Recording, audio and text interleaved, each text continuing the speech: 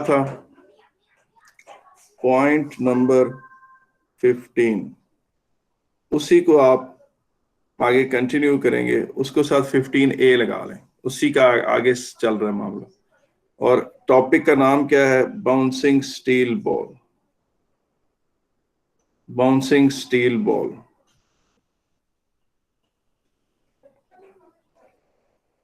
ठीक है कि नहीं? अब बाउंसिंग स्टील बॉल का डिस्प्लेसमेंट टाइम ग्राफ।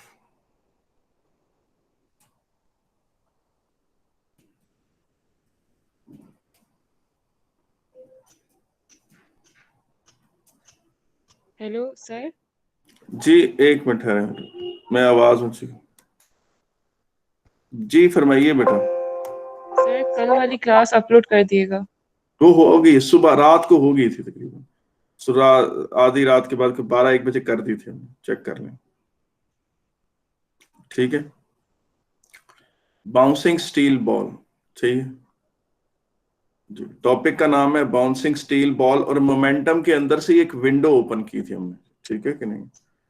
अच्छा जी, अब आप ये चीज देखें कि एक स्टील बॉल है, वो यूं यूं यूं यूं यूं यूं जंप कर रहा है। अगर आप इसको वैसे इस तरह करके टाइम का फ्लो ले लें यहां पर,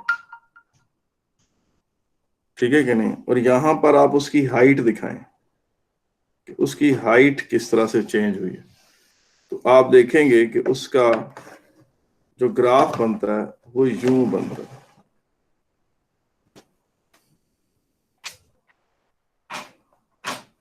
यूं बनता है। तो मुझे बताएं, इसमें कोई इशू तो नहीं है? देखिए ना, एक चीज ऊपर से नीचे गिर रही है, एक चीज ऊपर से नीचे गिर रही है। जब वो यहां थी तो उसकी ये हाइट है, उसकी एक हाइट है। ठीक है कि नहीं? जब वो नीचे आएगी तो उसकी हाइट कम होगी। हम उसको इस तरफ टाइम के फ्लो में दिखा रहे हैं, उसको जरा मतलब आप समझे कि आगे की तरफ फैला रहे हैं। वो यूं यूं ऐसे करके पैटर्न बनेगा उसकी हाइट का विद रिस्पेक्ट टू टाइम। इसको आप इस तरह से भी समझ सकते हैं कि फर्ज करें कि ये एक पीस ऑफ पेपर है। ये क्या है? ये पीस ऑफ पेपर, और ये ना जिस तरह यूं करके रोल हुआ हुआ, यानी ऐसे करके यूं रोल हुआ, और यहां से भी यूं रोल हुआ इस तरह से करके यूं। आप जिस तरह केसेट प्लेयर नहीं होता, आप समझें कि ये दो रोलर्स हैं, ये एक छोटा सा वो है पिवट है, और उस पे ये चीज रोटेट कर रही है, और यहाँ पर भी एक पिवट है और उस पर भी ये चीज रोटेट कर रही है। यानी ये पेपर है जो यूं आपके सामने से गुजर रहा है।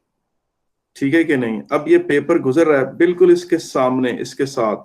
यानी ये जब पेपर यूं था, इधर एक बॉल था, वो बाउंस कर रहा था, यूं यूं यूं यूं उछल रहा था, और उस बॉल से एक इंक इस तरफ को जा रही थी। ठीक है कि नहीं? इस तरफ इंक, फर्ज करें उस बॉल से एक इंक निकल रही है जो यूं जाके लगती है पेपर पे। अगर वो बॉल यहाँ यहाँ ऐसे ऐसे बाउंस करता है और उसके सामने से ये पेपर मूव करे, इस पेपर के ऊपर जो ट्रेस आएगा उस बाउंसिंग स्टील बॉल का, वो कुछ इस तरह का होगा।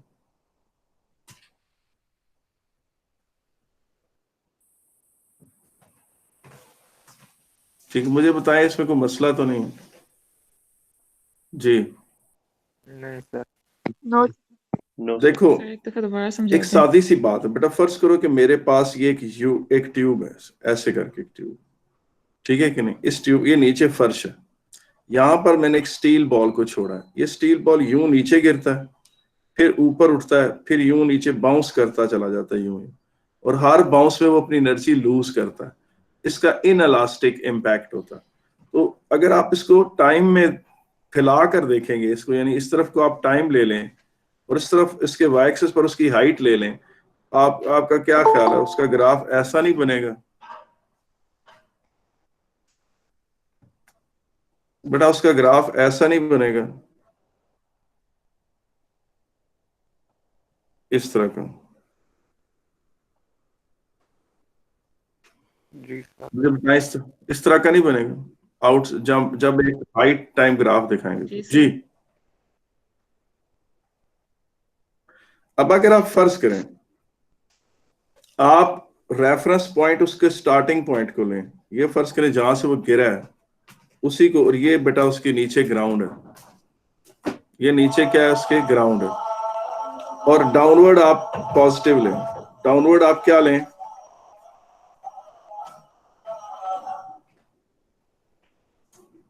पॉजिटिव लें, और ये आपका रेफरेंस पॉइंट ये है, आप हाइट नहीं ले रहे। अब जब बॉल यहां से नीचे जाता है तो ये आपकी डिस्प्लेसमेंट है, जिसे आप एक्स से भी रिप्रेजेंट कर सकते हैं, ठीक है कि नहीं, एस से भी रिप्रेजेंट कर सकते हैं और डी से भी रिप्रेजेंट कर सकते हैं। और जो आपका डिस्प्लेसमेंट वेक्टर है वो फिर किस तरह से मेजर होगा? जब आपने डाउनवर्ड को पॉजिटिव लिया तो वो आपकी डिस्प्लेसमेंट इन मीटर, उसका ग्राफ कैसा होगा जी? उसका ग्राफ इस तरह का नहीं होगा।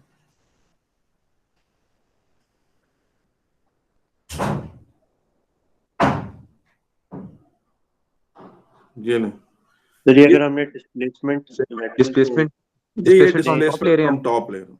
सर, ये हम लोग जो हमने पहले किया था, डिस्प्लेसमेंट फ्रॉम स्टार्ट तो पॉइंट। पहले हाइट टाइम ग्राफ बनाया था, पहले उसका हाइट टाइम ग्राफ बनाया था, उसमें जो अच्छा, तो ठीक। जब हाइट टाइम बनाया था तो रेफरेंस में ये ग्राउंड को ले रहा था, उस वक्त ठीक है सर, समझा। ग्राउंड को ले रहा था, और अब मैंने रेफरेंस स्टार्टिंग पॉइंट को ले लिया और डाउनवर्ड को मैंने पॉजिटिव ले लिया। और अगर डाउनवर्ड को नेगेटिव लूं, if downward is taken as negative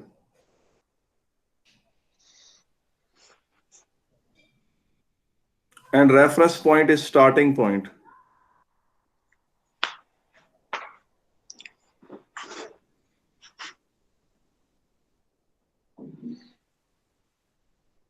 sir positive और नेगेटिव होने से डिस्प्लेसमेंट को क्या इफेक्ट पड़ता है?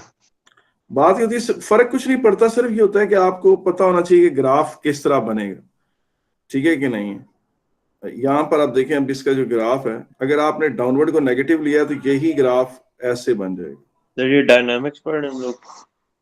बेटा हम पढ़ मोमेंटम रहे हैं, मोमेंटम पढ़ते पढ़ते बीच में पॉइंट नंबर 15 और 14 जो पॉइंट्स थे हमारे, वो रिबाउंडिंग के हवाले से आए थे। और रिबाउंडिंग के अंदर बेटा हमने फिर एक बाउंसिंग स्टील बॉल के केस को इन डिटेल डिस्कस कर लिया, क्योंकि ये वाला केस हमने जब काइनेमेटिक्स पढ़ी थी तो उस वक्त इसको छोड़ दिया था, उस वक्त इसको नहीं डिस्कस किया था। यानी काइनेमेटिक्स का ये एक हिस्सा था जो उस वक्त हम डेलिबरेटली छोड़कर आगे आगे थे। और जब हमने मोमेंटम पढ़ना शुरू किया तो हमने मोमेंटम के अंदर एक छोटी सी विंडो खोली है। ये देखें, यहां पर लिखा हुआ है, ये देखें, ये चीज देखें, ये है जी, अ विंडो फ्रॉम काइनेमेटिक्स। ये चल जो टॉपिक रहा है वो मोमेंटम का चल रहा है, ठीक है कि नहीं। It was momentum. मोमेंटम के अंदर आपने रिबाउंडिंग शुरू की थी, फिर रिबाउंडिंग के अंदर आपने एक छोटी सी विंडो ओपन की का उसकी बाउंसिंग स्टील बॉल की, और वो चीज आपने डिस्कस की है डिटेल से। उसको ये चीज उस वक्त काइनेमेटिक्स के वक्त आप डेलिबरेटली छोड़ कर गए थे, और उस वक्त इसे इसलिए आपने छोड़ा था कि जो अब आपको उसकी समझ आ रही है ना, वो उस वक्त नहीं आ सकती थी। उस वक्त आप इसके साथ उसको वो नहीं बना सकते थे। अब आप लास्ट और लीस्ट, उसके बाद हम इसको छोड़ के मोमेंटम की तरफ वापस चले जाएंगे। आखिरी जो हमारी बात है वो है जी एक्सेलरेशन टाइम ग्राफ।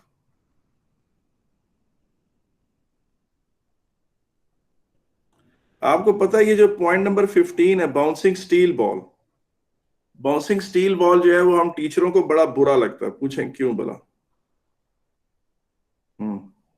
टीचरों को पूछें बुरा क्यों लगता है?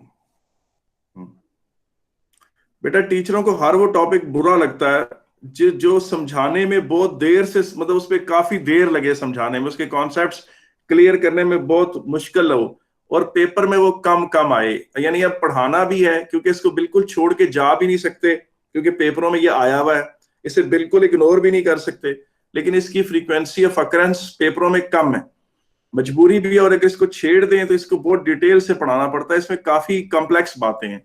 आपने देखा होगा बाउंसिंग स्टील बॉल के सारे केसेस, सारे ग्राफ मुश्किल हैं, आसान ग्राफ कोई भी नहीं है इसका वेलोसिटी टाइम ग्राफ भी आसान नहीं था। तो हमको फिर we don't like this thing. अब आगे देखें जरा, क्या मैंने आपको ये नहीं कहा था कि एक्सेलरेशन टाइम जी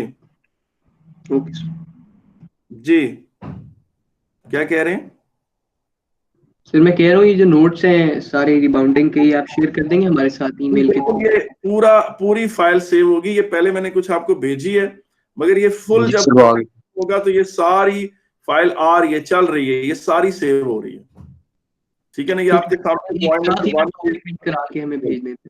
ठीक है, ये आपको सारी मिल जाएगी। ठीक है ना, ये पीछे से चलती आ रही है, ठीक है।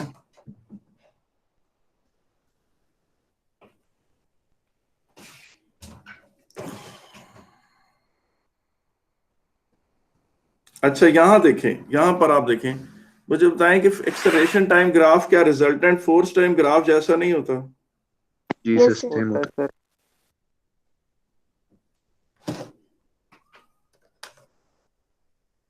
ठीक है, अब आप ये चीज देखें, मुझे सिर्फ एक बात बताएं, ये आपके सामने वो स्टील बॉल है जो नीचे आ रहा है,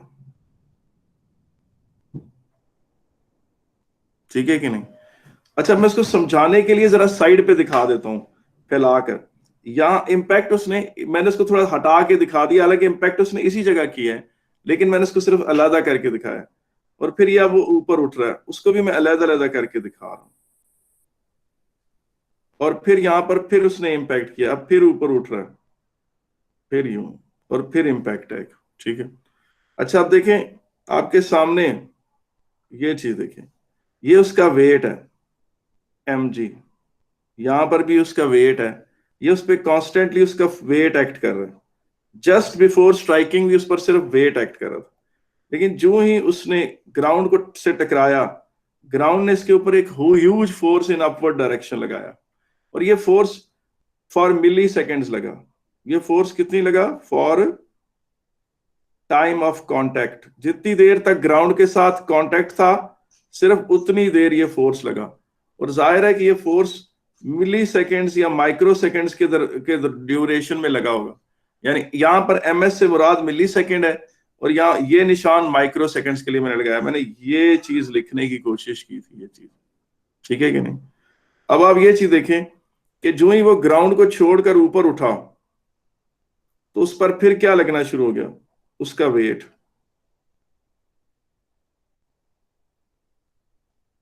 इस सारे टाइम पर उसका सिर्फ उस पर वेट एक्ट कर, जो इसने ग्राउंड को टच किया उस पर एक फिर बड़ा फोर्स लगा इन अपवर्ड डायरेक्शन, लेकिन जो दूसरी दफा फोर्स लगा F2 वो F1 से जरा कम था।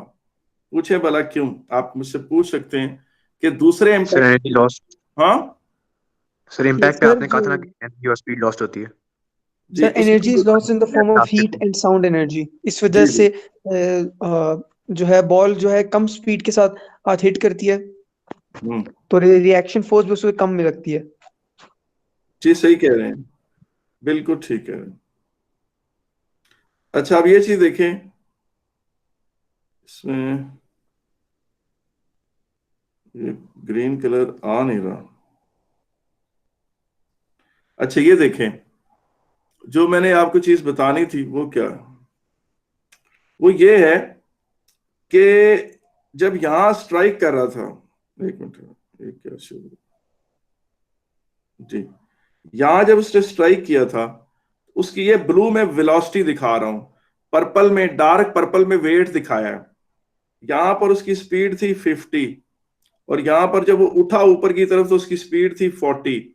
तो इसका मतलब है यहां 90 की चेंज आई है, इसलिए F1 काफी बड़ा है, ठीक है। यहां जब उसने स्ट्राइक किया तो 40 से स्ट्राइक किया, और जब रिबाउंड किया तो 30 से किया, तो यहां 70 की चेंज आई है, इसलिए F2 छोटा है। अब अगर मैं रिजल्टेंट फोर्स का ग्राफ बनाऊं, मेरा दिल है कि मैं रिजल्टेंट फोर्स का ग्राफ बनाऊं। सर 90 की चेंज कैसे आई? आप देखें ना, 50 से 40, याद नहीं हमने किस तरह से वेलोसिटी निकाली थी? ऐसे नहीं निकाली थी चेंज इन वेलोसिटी, याद है कि नहीं?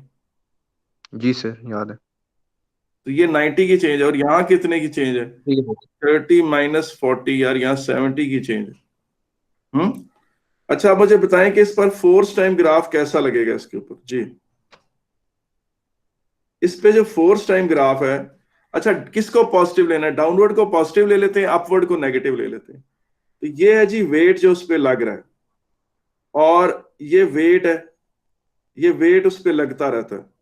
उस पर सिर्फ इम्पैक्ट्स के वक्त जब उसने नीचे ग्राउंड को आके टकराया तो एक बहुत बड़ा फोर्स उस पर लगा F1, और फिर जब वो दोबारा आके टकराया तो उस पर एक और फोर्स लगा F2।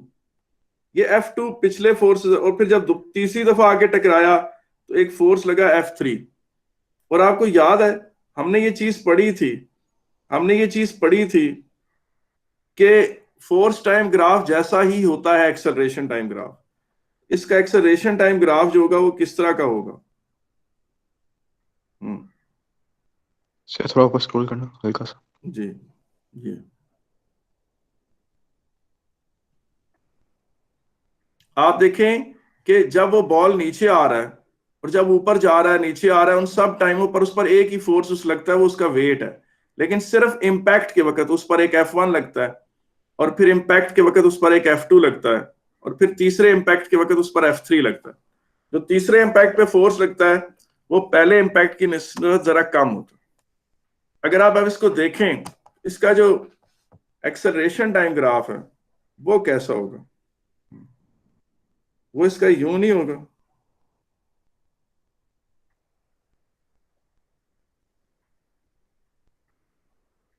सर ये एक्सेलरेशन टाइम ग्राफ में हम लोगों ने डाउनवर्ड को पॉजिटिव लिया। जी बिल्कुल, इसमें डाउनवर्ड को पॉजिटिव, अगर आपने डाउनवर्ड, ये डाउनवर्ड पॉजिटिव के साथ है।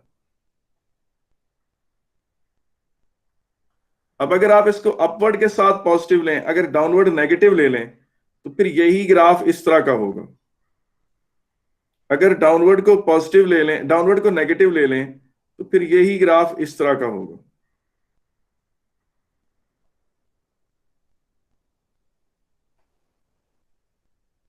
सर हमेशा force time graph acceleration time resultant force time resultant graph force time, जी रिजल्टेंट फोर्स टाइम ग्राफ और बेटा, एक्सेलरेशन टाइम ग्राफ सेम होंगे हमेशा। जी बिल्कुल हम, सर आपसे एक छोटी सी रिक्वेस्ट कर सकता हूँ मैं? हाँ हाँ। सर ये आपने जो डाउनवर्ड को पॉजिटिव जिस ग्राफ में लिया है ना, आप इसके जरिए मोशन बता सकते हैं ऑफ द बॉल, यानी कि फर्स्ट करें आपने एक हाइट से बॉल को ड्रॉप किया, इसके जरिए आप मोशन बता सकते हैं किस इंस्टेंट पे वो बॉल और जो है वो ग्राउंड को उसने टच किया, किस इंस्टेंट पे वो वापस ऊपर जा रही है, किस इंस्टेंट पे वो वापस नीचे ये जाना वो शुरू टाइम हुई है है। जो उसने ग्राउंड को टच किया हुआ, ये पूरा टाइम ग्राउंड को टच करने वाला, ये सेकेंड टाइम टच करने वाला। इस आधे टाइम ऊपर जा रहा था, आधे टाइम नीचे आ रहा था, और ये ग्राउंड के साथ सेकेंड इंपैक्ट है। ये फिर ऊपर गया है, ये नीचे आया है, और ये ग्राउंड के साथ थर्ड इंपैक्ट है। मैं इकट्ठे सारे ग्राफ बना देता हूं, ये देखो अब ज्यादा बेहतर समझ आएंगे।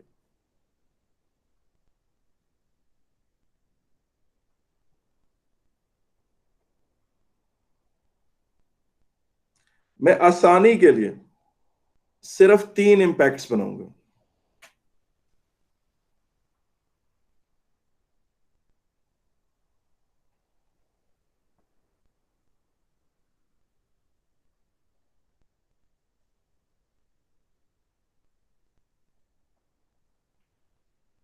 ये लो, ठीक है।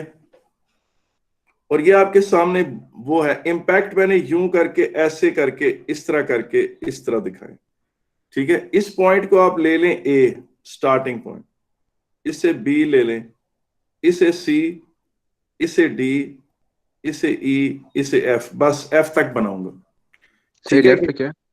जी। लेफ्ट पे कौन सा ग्राफ है? इधर बनाने लगा, शुरू करने लगा, 3 ग्राफ है, अभी बनाता जाता हूं। सबसे पहले दिखाऊंगा वेलोसिटी का ग्राफ, सबसे पहले दिखाऊंगा वेलोसिटी का ग्राफ। वेलोसिटी का ग्राफ ये है,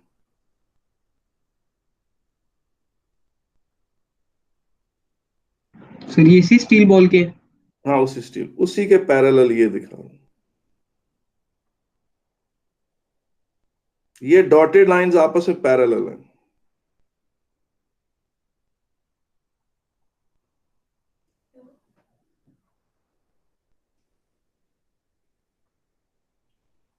ये अब इसमें ये पॉइंट ए है, ये पॉइंट बी है, ये सारा बी है, ये बी है, ठीक है। जब वो in contact with the ground है, और फिर यार ये पॉइंट सी है, और ये पॉइंट डी है, ये भी डी है, ये भी डी है, और यार ये पॉइंट ई है, और ये पॉइंट एफ है, ये पॉइंट भी एफ है, ये बी पॉइंट एफ है। आप कह सकते हैं कि सर बी के 3 आपने नुक्ते क्यों दिखाए हैं? बी के 3 नुक्ते ये हैं कि ये बॉल है, ये आकर इसने टच किया है, ये बी का स्टार्टिंग पॉइंट है, फिर वो यूं हुआ है, ये बी का ये वाला पॉइंट है, ये वाला, जिसको मैं ये टिक लगा रहा हूं छोटा सा, फिर उसने दोबारा अपनी शेप रीगेन की है, ये फिर बी है, और फिर वो ऊपर की तरफ उठा। तो ये जो कांटेक्ट, और ये फ्यू मिली सेकेंड्स का टाइम है, यानी बहुत ही छोटा टाइम, ms से मुराद मिली सेकेंड्स। जी अब आप आगे देखें, इसका एक्सेलरेशन डाउनवर्ड पॉजिटिवली है, जी डाउनवर्ड पॉजिटिवली है ना? ये डाउनवर्ड पॉजिटिवली, डाउनवर्ड पॉजिटिवली।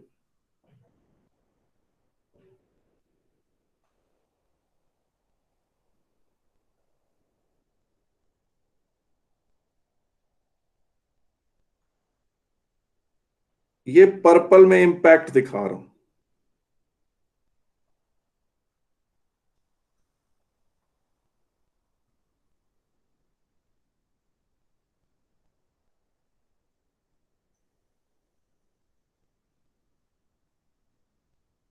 जी जी जी ये देख लें आप, इंपैक्ट के वक्त उस पर इस तरह से लग रहा है। और डिस्प्लेसमेंट टाइम ग्राफ देखें कैसा है।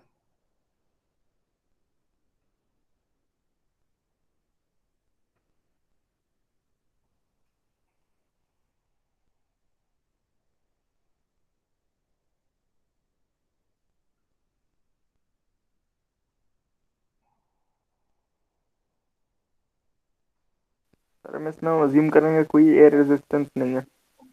जी बिल्कुल, लेकिन ये अगर एयर रेजिस्टेंस को हम इग्नोर कर रहे हैं तो बड़ी सेफ अजम्पशन है, क्योंकि हम इसको बड़ी छोटी हाइट से गिरा रहे हैं, ठीक है ना, किसी कमरे के अंदर गिरा रहे हैं, या मैक्सिमम चलो इसको 2-3 फ्लोर के ऊपर से गिरा सकते हैं। और आपको पता है स्टील बॉल तो होता है छोटे साइज का, उसकी डेंसिटी ज्यादा होती है, उस पर कुछ सिग्निफिकेंट एयर रेजिस्टेंस भी नहीं लगती।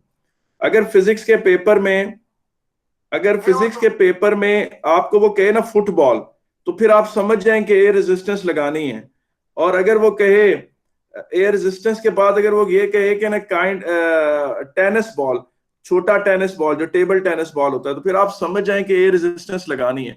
जब वो फुटबॉल बोले या टेबल टेनिस बॉल बोले तो ये कंफर्म बात है कि एयर रेजिस्टेंस इग्नोर नहीं होगी। जब वो स्टील बॉल बोले, स्मॉल स्टील बॉल कह दे, तो ये बात कंफर्म है कि आपने एयर रेजिस्टेंस इग्नोर करनी। बेटा सर मैंने आपसे एक चीज पूछनी है। जी सर जी ऊपर करें, जी ऊपर जी। करें पहले। सर ये जो एक्सेलरेशन टाइम ग्राफ है, इसमें यानी कि जो ब्लू लाइन है वो क्या वही यानी बी को रिप्रेजेंट करती है जो हमारे वेलोसिटी टाइम ग्राफ में? जी बेटा, ये क्या ये जो कौन सी लाइन एक्सेलरेशन टाइम, ये जो पर्पल है, पर्पल लाइन है जी। पर अच्छा ये बहुत प्यारा तुमने बात की, तुमने मेरी तो ये देखो, ये मुझे क्योंकि यहाँ पे सर मेरा ये सवाल है, अगर ये बी को रिप्रेजेंट करता है तो फिर वो यानी फिर इसके मुताबिक जो वो ऊपर जाते वक्त भी उसकी एक्सेलरेशन कैसे हो सकती है पॉजिटिव पॉजिटिव? क्या मतलब, दोबारा बोलो। सर देखें, अगर जो पर्पल वाली लाइन अगर बी है, फर्ज करें अगर ये पर्पल वाली लाइन बी है, तो फिर उसके बाद जब ये बॉल वापस रिबाउंड होगी तो फिर रिबाउंडिंग के वक्त जो वो ऊपर जाएगी तब भी उसकी एक्सेलरेशन 9.81 ही होगी इन द ऑपोजिट डायरेक्शन। देखो मेरी बात सुन, जब वो ग्राउंड को बिल्कुल छोड़ देता है ना, यहां से मुकम्मल तौर पर उसका कनेक्शन लूज हो जाता है, ग्राउंड को से ऊपर उठ गया, एयर बॉर्न आ गया, बीच में यहाँ एक थिन लेयर ऑफ एयर आ गई है, अब उसकी एक्सेलरेशन डाउनवर्ड 9.8। हेलो जी सर ठीक है। जी सर बोलो। हाँ ओके क्या कह रहे? ओके, तो सर आप बताइए पर्पल वाली लाइन है ये क्या बी के वाली चीज को रिप्रेजेंट करता है, क्या क्या करता है इसको रिप्रेजेंट? पर्पल वाली लाइन इस पूरे इंटरवल को रिप्रेजेंट कर रहा है, इस पूरे इंटरवल, क्योंकि उस पर जो फोर्स लग रहा है वो अकॉर्डिंग टू हुक्स लॉ इस तरह लग रहा है। बी तो पे एक सर मुझे एक गेस मारने दें सर। फर्स्ट यानी कि वो रेड लाइन है, एक्सेलरेशन 9.81 से वो गिर रहा है नीचे, अचानक फिर वो यानी होता है बी वाला इंटरवल आता है जिसके जरिए उसकी एक्सेलरेशन तो जीरो हो जाती है।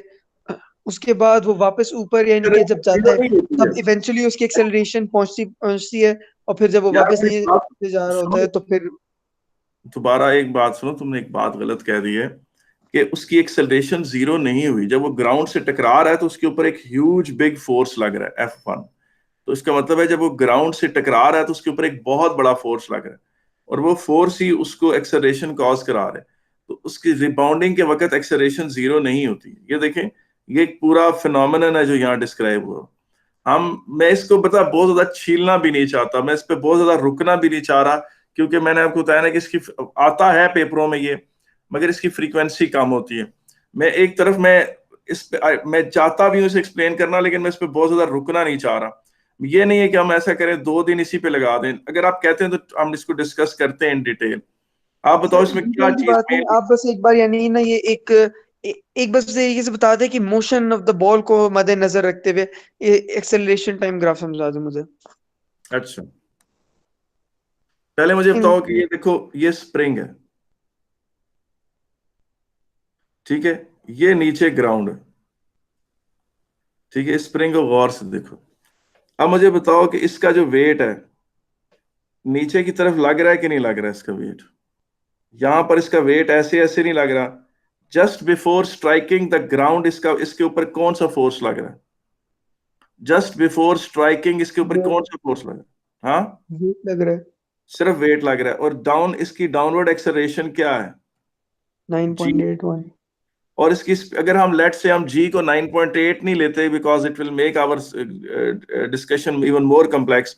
हम कहते हैं इसकी स्पीड 0 थी, फिर 10 थी, फिर 20 हुई, फिर 30 हुई, फिर 40 हुई, फिर 50 हुई, और उसने 50 पे जाकर इम्पैक्ट लगा दिया।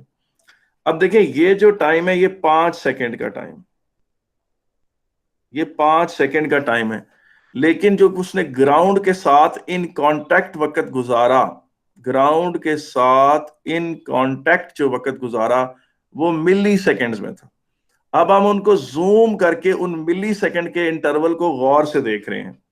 और उसमें क्या था कि ये स्प्रिंग फर्स्ट करें जो ही टकराया तो अपनी नेचुरल लेंथ के बराबर था।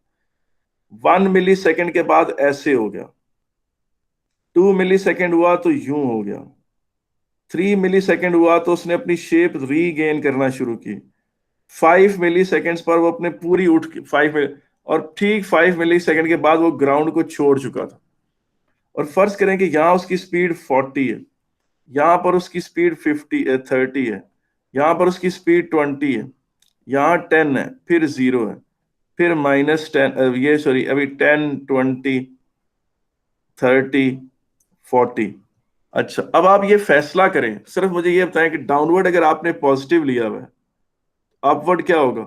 नेगेटिव, ठीक है। अब आप खुद ये चीज देखें कि उस हिसाब से जो वेलोसिटी के साइन है वो क्या है। ये +10 है, ये +20 है, ये +30 है, ये +40 है, ये +50 है, ये -40 है, ये -30 है, ये -20 है, ये -10 है, और ये प्लस प्लस प्लस। अब आप मुझे बताएं, इस जगह से जब किसी की वेलोसिटी -40 से -30 होती है तो उसकी वेलोसिटी इंक्रीज कर रही है या डिक्रीज कर रही है? हाँ, -40 से -30 होगी तो वेलोसिटी इंक्रीज कर सर इंक्रीज कर पूरे रीजन में उसकी वेलोसिटी क्या कर रही है? इंक्रीज कर रही है। इस पूरे अब समझ region आ में गया, समझ आ गया सर, समझ आ गया। इस पूरे रीजन में उसकी सर इसका जो एक्सेलरेशन पॉसिबल है। ग्राफ होगा उसके अंदर मिली सेकेंड्स होंगे ना? जी, ये मिली सेकेंड्स का टाइम, ये मिली सेकेंड्स का टाइम, ठीक है कि? और इस वक्त उसने कोई फोर्स सर नहीं लगाया, फिर ये फोर्स लगा, फिर ये फोर्स लगा, फिर ये लगा, फिर ये लगा। अब आप मुझे खुद देखें कि जब मैं एक्सेलरेशन को शो करूंगा, जब मैं एक्सेलरेशन को शो करूंगा, एक्सेलरेशन का ग्राफ ऐसे होगा, फिर ऐसे होगा। इसमें ये पॉइंट जहां पर उसने इंपैक्ट किया था उस वक्त बिल्कुल हुक्स लॉ के बिहेवियर के तौर पर इस तरह से दिखाई जाएगी एक्सेलरेशन, और सेकेंड इंपैक्ट पे यूं दिखाई जाएगी। और यहां पर ये आधा है ऊपर जाते वक्त, और ये आधा है जनाब फिर नीचे आते वक्त। तो वो जो फर्स्ट इंपैक्ट के बाद यूं गया है, तो ये पूरा जो टाइम है यहां से लेकर यहां तक, ये सारे का सारा यहां जाहिर हो रहा है। और इस सारे के दौरान देखिए -40, -30, -20, -10, 0, +10, +20, +30, +40, ये सारे के सारे में एक्सेलरेशन बेटा क्या रही है? पॉजिटिव रही है। वैसे सर एक बात पूछनी है। जी जी। सर सर जब हम इसकी स्प्रिंग की रिबाउंडिंग का ग्राफ बना रहे थे उसमें, और वो जो स्टील बॉल की रिबाउंडिंग का ग्राफ बना रहे थे उसमें, तो ये दोनों चीजें इलास्टिक होती हैं, बेटा मेरी मतलब एनर्जी लॉस नहीं होता। देखो मेरी बात सुनो, पहले एक बात याद रखो, ये जो स्प्रिंग का इंपैक्ट है ना, ये वाला यही एक फुटबॉल का भी यही इंपैक्ट होता है, टेनिस बॉल का भी यही इंपैक्ट होता है, टेबल टेनिस बॉल का भी यही होता है, इवन एक स्टील बॉल का भी यही होता है। ठीक है ना, फर्क सिर्फ कांटेक्ट टाइम में हो सकता है। फुटबॉल मुमकिन है 40 मिली सेकेंड तक ग्राउंड के साथ इन कांटेक्ट रहे, टेबल टेनिस 20 मिली सेकेंड तक रहे, टेबल टेनिस जो है वो 10 मिली सेकेंड तक कांटेक्ट करे, और स्टील बॉल 1 मिली सेकेंड का कांटेक्ट करे। लेकिन बिहेवियर सबका ऐसा ही होगा, सब पे जो ग्राउंड फोर्स लगाएगी वो ऐसे ही लगाएगी। मुमकिन है किसी पर वो इस तरह से लगा दे, यूं करके छोटा करके, लेकिन लगाती इसी स्टाइल से है। तो जो भी चीज नीचे गिरती है वो इसी, वरना आपको बताओ हम इतनी स्प्रिंगों को अहमियत क्यों देते, कि हम फिजिक्स में एक पूरा चैप्टर स्प्रिंग के नाम करते हैं, हम पूरा चैप्टर एक स्प्रिंग हमारी जिंदगी में इतने भी अहम नहीं है। लेकिन दुनिया में सारी चीजें इलास्टिक भी, परफेक्टली इलास्टिक कुछ भी नहीं होता। ठीक है कि नहीं? अब यहां पर देखें, ये इंपैक्ट क्लियरली आपको बता रहा है कि एनर्जी लॉस हो रही है, तो परफेक्टली इलास्टिक नहीं है, वो एक माइल्ड सा इलास्टिक बिहेवियर होता है। जी बताएं। और सर ये जो आपने पहले ग्राफ्स बनाए थे, एक्सेलरेशन टाइम ग्राफ और वेलोसिटी और दूसरा वाला, इसके अंदर अगर एयर रेजिस्टेंस को रखें तो फिर किस तरह की ग्राफ बनेंगे? मेरी बेटी वो बात फिर बहुत कॉम्प्लेक्स हो जाएगी। ठीक है ना, अगर आपने एयर रेजिस्टेंस को बीच में लाना है तो मैं उसको डिस्कशन को शामिल नहीं करना चाह रहा, लेकिन अगर आप कहती हो तो वो थोड़ा सा शायद ऐसे बनेगा।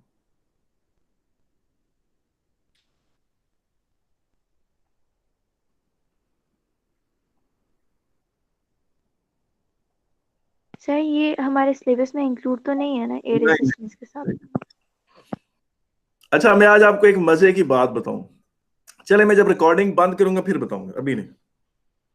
ठीक है कि नहीं? ठीक है कि नहीं? अभी जब मैं रिकॉर्डिंग बंद करूंगा मैं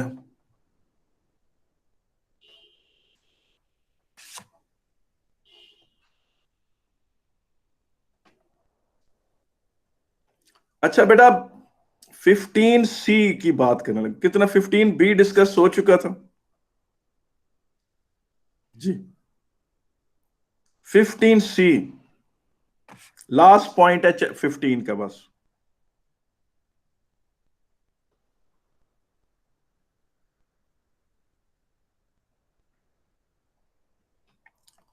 और ये है जी रिटर्निंग।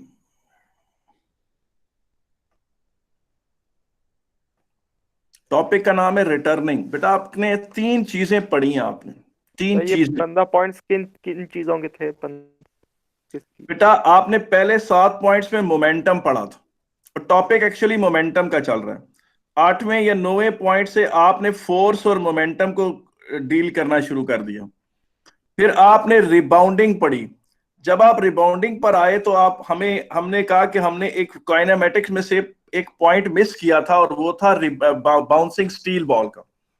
हमने उस टॉपिक को ऑल टुगेदर छोड़ दिया था। वहां हमने पॉइंट 3 पे एक विंडो ओपन की और उसको डिस्कस कर लिया, और अब हम उसको छोड़ के वापस मोमेंटम की तरफ चले जाएंगे। सर वो स्टील बॉल में आपने बताया था कि एयर रेजिस्टेंस को हम इग्नोर करेंगे, ऐसा क्यों है? बेटा अगर आप एयर रेजिस्टेंस को साथ बीच में ले आते हैं तो आपकी कैलकुलेशन मजीद कॉम्प्लेक्स हो जाएंगी, और वो फिर एक्सटेंसिव मैथमेटिक्स उसमें आ जाता है। और जाहिर है कि आप लोग अभी जो है उतना नहीं कर सकते बात। मैंने आपको बताया कि मैं इस हवाले से एक कमेंट करूंगा, वो मैं रिकॉर्डिंग ऑफ करके करूंगा। अच्छा, लेकिन सर वो आपने तो कहा था कि फुटबॉल वगैरह में हमें लेनी चाहिए रेजिस्टेंस, तो सिर्फ स्टील बॉल में ही मना किया आपने। उसमें ये बात होती है कि वो उसका स्टेटमेंट मैं आपको बताता हूँ। उस क्वेश्चन शुरू इस तरह होगा, अ football is drop from a tall building. साफ मतलब है कि एयर रेजिस्टेंस आ गई है, और उसमें फिर वो उसके बाउंस को बहुत ज्यादा डिस्कस नहीं करेगा, मैक्सिमम उसको सिंपल उसकी फ्री फॉल देखेगा। और वो वाला काइनेमेटिक्स आप पहले कर चुके हैं, body falling with air resistance taken into account, उसी पे ही लेके जाएगा आपको उसमें। या टेबल टेनिस बॉल का कहेगा कि it is drop from a certain height, तो उनमें एयर रेजिस्टेंस आ जाती है, फिर उनके बाउंसिंग को बहुत ज्यादा डिटेल में डिस्कस नहीं करेगा, कम से कम जो हमने 15A और 15B के पॉइंट्स डिस्कस किए हैं उन तक नहीं लेकर आएगा बात को। सर ठीक है लास्ट पॉइंट रिटर्निंग क्या है? जी, मैं अभी बात करता हूं इसके ऊपर। देखें, ये देखें, अब चेंज ऑफ डायरेक्शन है। देखें, एक था बॉल थ्रोन अप,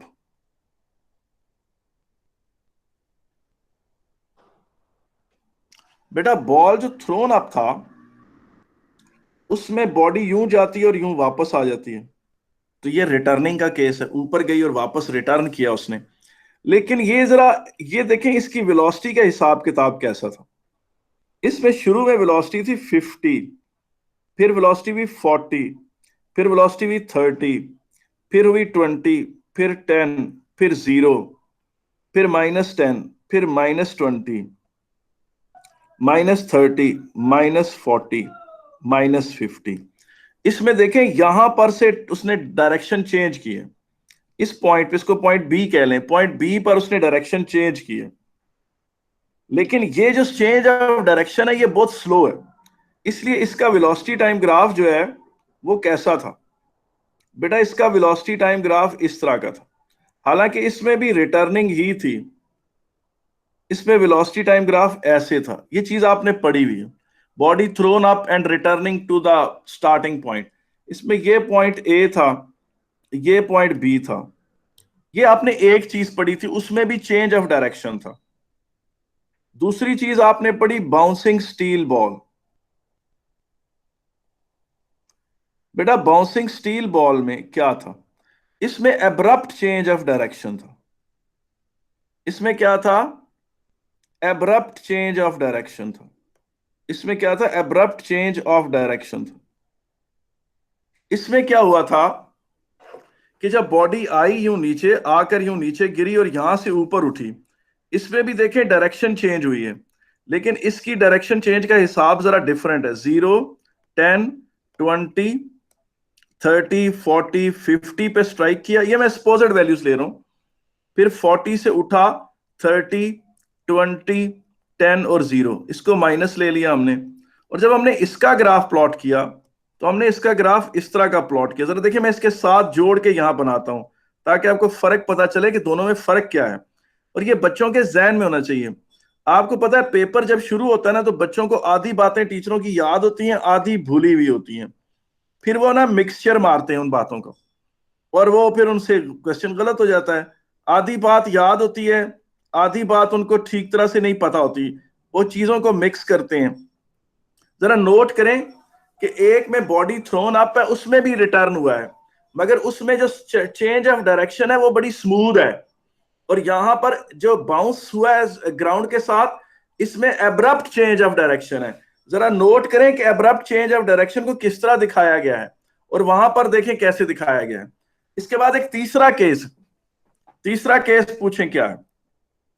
तीसरा केस ये है कि ये एक स्विमिंग पूल है, एक स्विमर ने यहां से डाइव की और वो कांस्टेंट वेलोसिटी से तैरता गया, और उसकी कांस्टेंट वेलोसिटी थी 8 मीटर पर सेकेंड, और यहां से उसने रिबाउंड किया और वापस 8 मीटर पर सेकेंड से ही तैरता तैरता वापस आ गया।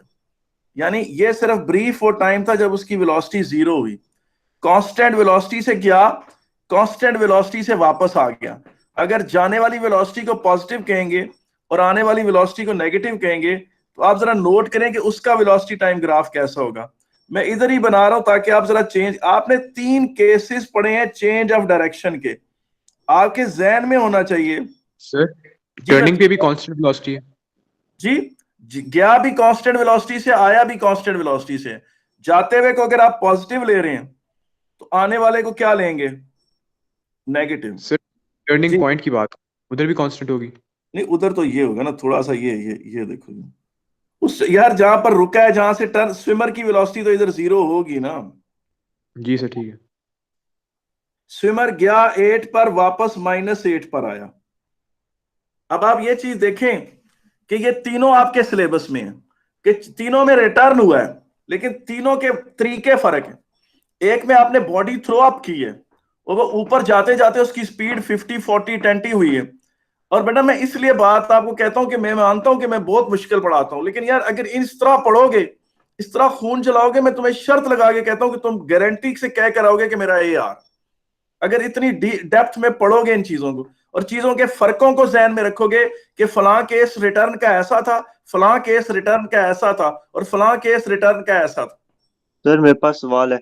सर ये जी जी। जो दूसरा केस है इसके अंदर अगर हम लोग जो टाइम ऑफ कांटेक्ट है उधर हम्म। इसकी स्पीड क्या होगी जो ऑब्जेक्ट की होती है जब कांटेक्ट करती है?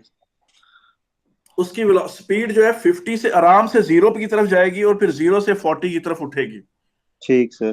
तो वो ठीक है। एनर्जी लॉस होती है क्योंकि वो जी नॉन जी। इलास्टिक नहीं होता। सही हाँ, समझा गया। परफेक्टली इलास्टिक नहीं होता। सही। ये नहीं सर ये सोचोगे कि मैं बार सर ये बार तुम्हें कह रहा हूं कि कोई कोलेजन परफेक्टली इलास्टिक नहीं है, कोई कोलेजन परफेक्टली इनइलास्टिक नहीं है। सही। ठीक है। हाँ सर ये जो थर्ड वाला केस है इसके अंदर वेलोसिटी एक टाइम आता है जीरो हो जाती है हाँ हाँ। तो ये डिक्रीज करती है फिर जी माइनस जी। 8 तो ये डायरेक्शनल वेक्टर के मुताबिक हम लोगों ने बनाया है ये हाँ हाँ, टाइम बिल्कुल ग्राफ। बिल्कुल बिल्कुल। सही। अगर इस को जाते हुए स्विमर की स्पीड +8 है तो वापसी पर ये -8 है। सही। आपने 3 केसेस रिटर्न के पढ़े हैं, जहन नशीन करें इनको। और अगर आप थोड़ा सा और पेशेंस है आप में बेटा, पढ़ाई सब्र है। इसका डिस्प्लेसमेंट टाइम ग्राफ ऐसे है, इसका डिस्प्लेसमेंट टाइम ग्राफ बेटा ऐसे है। देखें यहां चोंच है इंपैक्ट पे, और बेटा इसका डिस्प्लेसमेंट टाइम ग्राफ ऐसे है। तो ये बातें हैं सोचने की, समझने की। जो बच्चा इतनी डेप्थ में चीजें पढ़े और दिल में जगह दे उनको, मैं गारंटी देता हूं कि वो शर्त लगा कर ए लेगा। वो कहेगा जी मेरा इंशाल्लाह ये आ रहा है, और वो आएगा उसका ये। सिर्फ ये है कि सब्र से ये पढ़ो सारी बातें। बेटा मेरा रिबाउंडिंग की विंडो क्लोज हो रही है और पॉइंट नंबर 16 की तरफ मैं जा रहा हूं। Back to the pavilion, momentum की तरफ वापस आ गए। जी, कोई मसला तो नहीं है? नो जी। सर। अब टॉपिक का नाम है law of conservation of momentum. Sir एक सेकंड एक सेकंड, इस टॉपिक को शुरू करने से पहले एक छोटी सी आपसे एक यह है चीज समझनी है मैंने।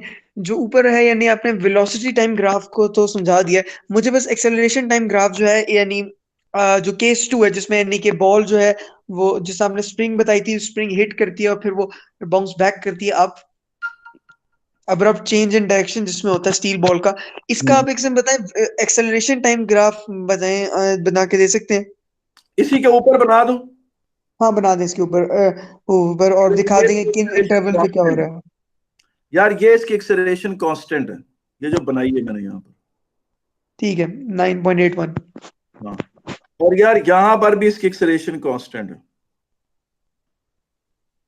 ओके। और ये सिर्फ जो इम्पैक्ट का पॉइंट है इस वक्त नेगेटिव है। अच्छा लेकिन सर जब बॉल जो है वापस ऊपर मूव कर रही होगी तब भी उसकी एक्सेलरेशन नेगेटिव नहीं होगी? नहीं ना होगी, यही तो मैं कह रहा हूं। -40 से -30 से -20 हो रही है, according to the sign convention positive है। अच्छा, पॉजिटिव इस वजह से एक्सेलरेशन होगी। आई सी नाउ, हाँ। समझ गया सर, अब समझ आ गया। और अगर तुम्हें याद हो तो तुम्हें याद है जब बॉडी बॉल थ्रोन अप और काट एट द सेम पॉइंट थी, उसमें भी यही बहस हुई थी, याद नहीं है? उसमें इतनी देर लगी थी सिर्फ इसी एक नुक्ते को वजाहत करते हुए कि ऊपर जाते हुए और नीचे जाते हुए एक्सेलरेशन का साइन एक ही लिया जाएगा। और मैंने ये भी बात बताई थी कि इस पे कैम्ब्रिज ने एक नहीं, 2 दफा नहीं, 3 4 दफा एक ही मल्टीपल चॉइस पूछा है। और 20 सालों में किसी क्वेश्चन की 5 दफा आना उसकी बहुत ही हाई फ्रीक्वेंसी होती है। चांसेस हैं कि आपके भी साल में आ सकता है। हम्म। जी बिल्कुल। जी आगे चले जी कि नहीं? यस सर, चले आखिरकार समझ गया। Law of conservation of momentum शुरू हो रहा।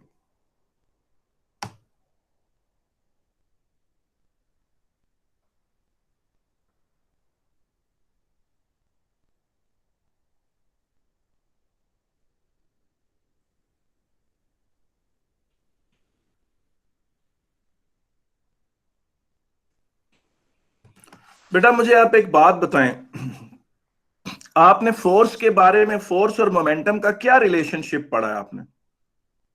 जी आपने फोर्स और मोमेंटम का क्या रिलेशनशिप पढ़ा है? Momentum force is the rate of change of momentum. तो इसका मतलब है फोर्स मोमेंटम को चेंज कराता है, और अगर फोर्स ही नहीं होगा तो फिर मोमेंटम भी चेंज नहीं होगा। ऐसा है कि नहीं? जी सर।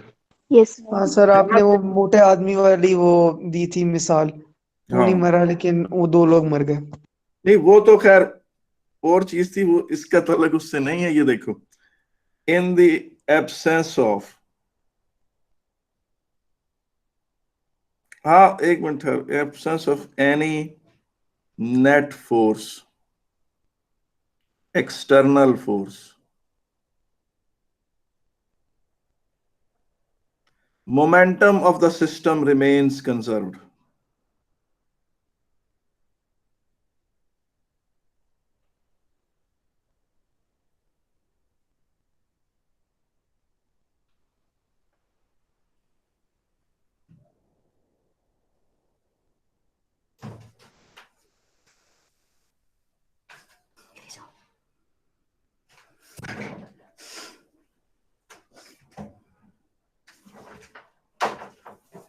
ये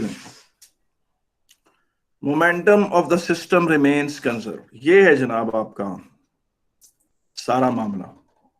इसको इंशाल्लाह ताला कल डिस्कस करेंगे इन डिटेल, ठीक है कि नहीं? यहां से कल हम शुरू करेंगे अपनी क्लास, तो हम यहां से शुरू करेंगे।